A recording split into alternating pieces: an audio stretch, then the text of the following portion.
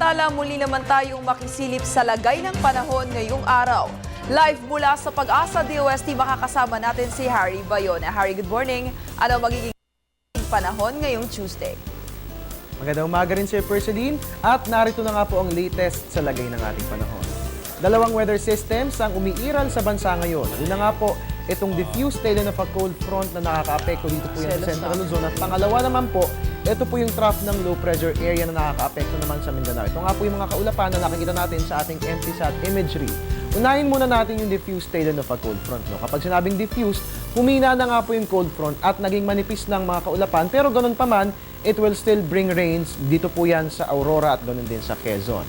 Ang trough naman po ng LPA, puntahan po natin yan, no? Ito nga po yung magbibigay naman ng light to moderate rain showers and thunderstorms. Ito po yan sa Caraga region. Kapag sinabi nating trough, ito po ay extension ng kaulapan ng LPA na nasa labas po ng ating Philippine Area of Responsibility.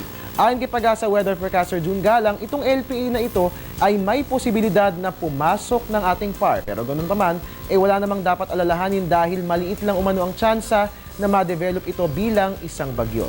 And alright, para sa lagay ng panahon sa iba pang bahagi ng ating bansa, ang Cagayan, Cordillera at Ilocos po, makararanas po tayo dyan ng light rains. Dulot po yan ng northeast monsoon na umiiral. Dito po yan sa Hilagang Luzon, ng Metro Manila at natitirang bahagi ng ating bansa, nothing dahil fair weather naman na mararanasan maliban na lamang sa isolated rain showers and thunderstorms. Mga kabayan, magiging maliwalas ang ating weather ngayong umaga pero ganoon pa man, makararanas po tayo ng mga pag-ulan, lalong-lalo na sa hapon o gabi, kung kaya't ang mga payong, wag na pong tanggalin yan sa inyong mga bag.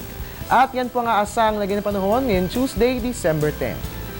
At mga kabayan, para nga naman mabigyan natin ng tulong ang mga kapwa nating nasa lanta ni Bagyong Yolanda, tayo nga po'y magsasagawa ng offline trabaho. Ito po'y job fair for Yolanda survivors at mangyayari po ito sa December 15 sa Quirino Grandstand, Rizal Park, Manila. At para nga naman siyempre makakakuha ng trabaho yung ating mga kababayan, dapat bigyan din po natin sila ng mga damit na gagamitin nila pagpasok sa opisina.